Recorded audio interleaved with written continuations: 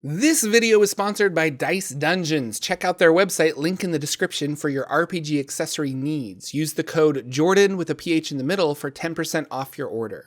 Hello everybody, Jordan here, the PH is silent. Welcome one and all for today's lecture on the Forgotten Realms history revolves around the Halfling. History does not record exactly when Halflings first appeared on Toril, but it was around the same time as dwarves, elves, and giants. They first appeared south of Shar, and few Halflings were seen in the early years until a great civil war occurred within the Halfling tribes, which spread them out further into Faerun. Halflings are short, they stand somewhere around 3 feet tall and weigh about 30 to 35 pounds. They very much resemble humans, but with smaller proportions than a typical human adult. Halfling men can't grow facial hair except for sideburns, which is why you don't see a lot of bearded halflings. Their lifespan is a little bit longer than your average human, living into their 150s.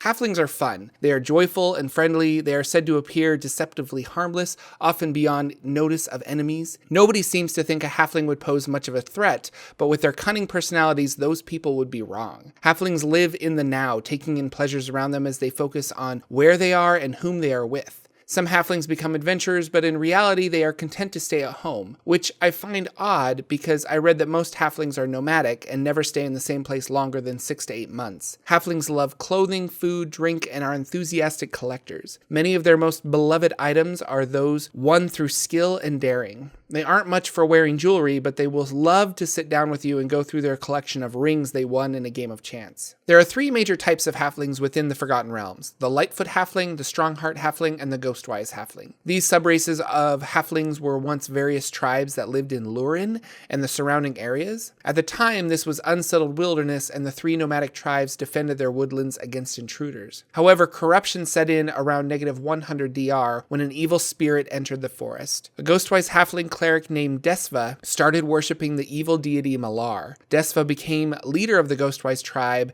and led them into darkness. Glorifying violence and bloodshed, the Ghostwise halflings became feral hunters, killing everything. They painted their faces as skulls, and some of them even learned how to take the shape of werewolves. Lurwood, the forest just north of Lurin, was chaos and bloodshed until -68 DR when another halfling named Chand became the war chief for his people. He struck an alliance with the tribes and united the Strongheart and Lightfoot clans. They fought back against Desva and the Ghostwise halflings that worship Malar. For 3 years, the war raged until Chand defeated Desva in -65 DR. This time was known as the Ghost Wars. The remaining Ghostwise halflings, of which there were not many left, were exiled from the forest, but those who turned their back on Desva and Malar were allowed to stay. Many left and settled in Chandlewood, taking an oath never to speak again until they had atoned for their savagery. They have since reconciled their sins, but the Ghostwise halflings still don't talk much, being very careful with their words when they do speak. The halflings started farming and cultivated the land around Lurwood, creating a great halfling empire in Lurin.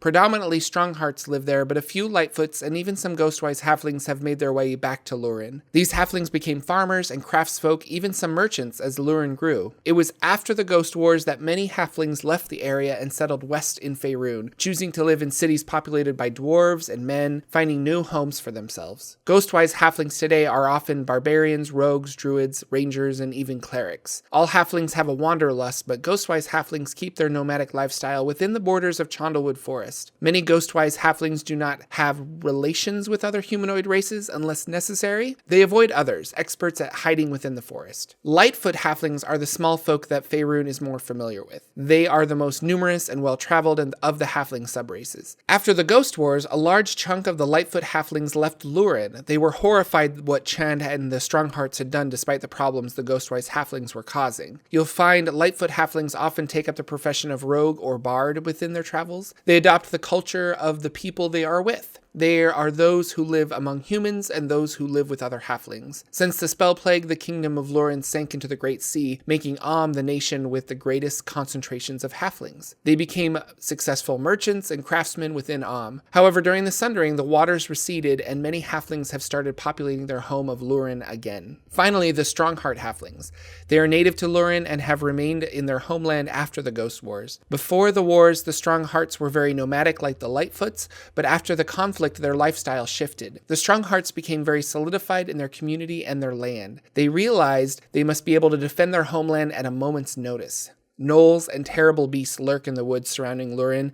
The Strongheart halflings have learned from bitter experience that it is best to be prepared. And your players must be prepared for anything. And Dice Dungeons is here to help you prepare with RPG accessories for your games. Dice Dungeons has some great products like a variety of metal dice in different designs, such as their Imperial and Primordial sets. They even have glow-in-the-dark dice, and unique products like inspiration coins, which is a great way to remind you as a DM to hand out inspiration and your players to remember that they have it. They have durable cloth battle maps that are a quick way to throw down a campsite or ruined temple. Check them out today and use the promo code Jordan with a PH in the middle at checkout for 10% off. Earlier, I said I'd like to run a dwarf-only campaign. Now I'd really love to run a halfling-only campaign. Maybe set your game during the Ghost Wars and have a group of halflings sent by Chand to sabotage the Ghostwise tribe, allowing victory during the war. That's part of the fun of the Forgotten Realms, is going back and playing or recreating those older battles. I hope you enjoyed this look at halflings and the Ghost Wars. If you did, give it a thumbs up and subscribe for more videos. I release new ones every Wednesday. I'll see you all again in the next one.